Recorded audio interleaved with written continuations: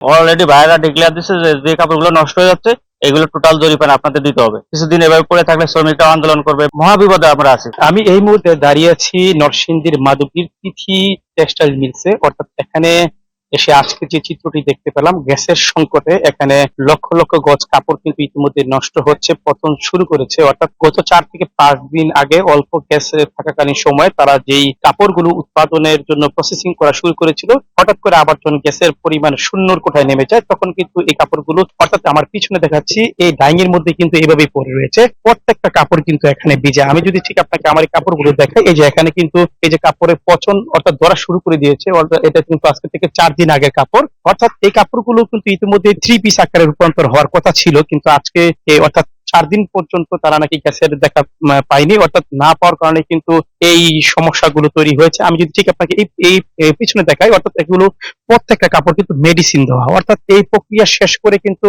এই কাপড়গুলো থেকে 3 পিস হবে, আবার কিছু কিছু কাপড় থেকে কিন্তু বেডশিট হবে। আমি যদি একটু কাছে দেখাই, অর্থাৎ এই যে কেমিক্যাল থেকে কিন্তু পচন ধরা শুরু হয়েছে। অর্থাৎ অর্থাৎ প্রত্যেকটা ডাই, শুধু এই তিথি ডাইং না, অর্থাৎ প্রত্যেকটি ডাইং এর যেই কাপড়গুলো প্রসেসিং শুরু হয়েছিল, প্রত্যেকটা কাপড় অর্থাৎ মাঝপথে যদি আপনার গ্যাস বা বিদ্যুৎ না থাকে তারপরে কিন্তু এই সমস্যাগুলো দেখা দেয়। হ্যাঁ, তো আরেকটা বিষয় আপনাকে জানিয়ে রাখি, নরসিংদীতে কিন্তু ছোট বড় মিলিয়ে প্রায় 300-র অধিক কিন্তু এই এই গ্যাস চালিত বয়লার রয়েছে, যেগুলোর মাধ্যমে কিন্তু ডাইং এ কাপড়গুলো প্রসেসিং করা হয়ে থাকে। যদি আমি আপনাকে আরেকটু দেখাতে চাই, এখানে কিন্তু পিছনে আরো কিছু কাপড় রয়েছে যে মেশিনের মধ্যে এখন আটকে আছে, অর্থাৎ গ্যাস যদি আসে তাহলে হয়তো মেশিনটা রানিং হলে কিন্তু এই কাপড়গুলো হয়তো তাদের যে প্রপার যে প্রসেসিং হয়ে যে 3 পিস আকারে রূপান্তর হবে সেটি করা সম্ভব। নগদ নিয়ে এলো হার না মানা হার অফার।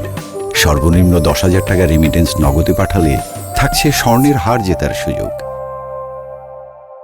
আমি আসলে জানতে চাই কাপড়ের প্রসেসিং প্রক্রিয়া আর আসলে কি কি ভাবে প্রসেসিং করা হচ্ছে।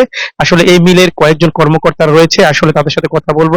আসলে এই গ্যাস না থাকায় আপনাদের কি পরিমাণ ক্ষতি হচ্ছে, কাপড় কি রকম মানে পচা শুরু হয়েছে? গত মাসের 22 তারিখের পর থেকে আমাদের গ্যাসের সমস্যা, যেটা 22 তারিখের পরে আমাদের 14 PSI থাকার কথা, সেখানে আমরা 1 PSI 2 PSI ছিল, যেটা আমরা আংশিকভাবে কোন রকম চালাতে পারছি। কিন্তু গত 3 দিন যাবত এই 3 দিন যাবত গ্যাস প্রেসার একদম শূন্য, যেটার কারণে আমাদের কারখানা বিন্দু পরিমাণ কোনো প্রোডাকশন নেই, একদম ফ্যাক্টরি বন্ধ হয়ে গেছে।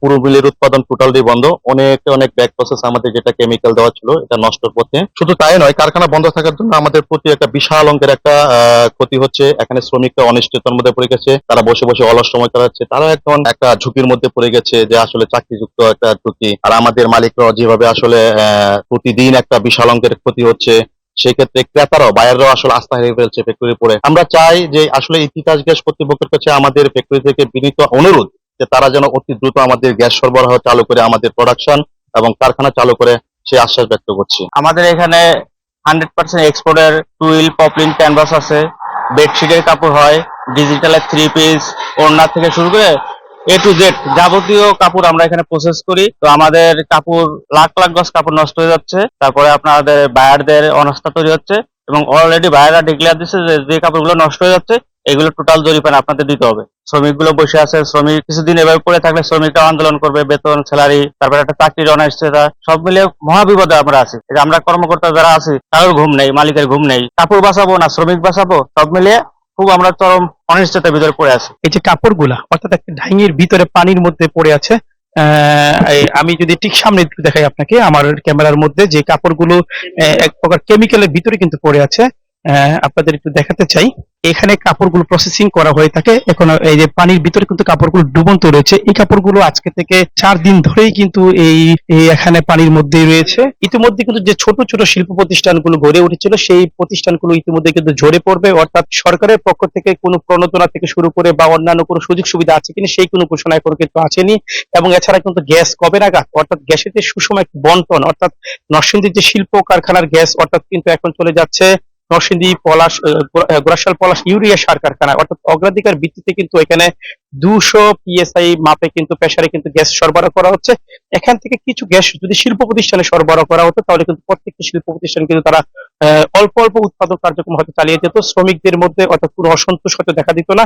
ইতিমধ্যে কিন্তু শিল্প মালিকরা দাবি করেছে, অর্থাৎ এই তিথি টেক্সটাইলে কিন্তু যিনি ব্যবস্থাপনা পরিচালক রয়েছেন প্রণব কুমার শাহ, তিনি যেমনটা জানিয়েছেন শ্রমিক ধরে রাখা কিন্তু এখানে একটা কষ্টের ব্যাপার। অর্থাৎ এখানে যে শ্রমিকরা কাজ করছে তারা যদি নিয়মিত কাজ না পায় তাহলে কিন্তু তারা এই ফ্যাক্টরিতে থাকবে না, হয়তো অন্য কোথাও যাওয়ার চেষ্টা করবে।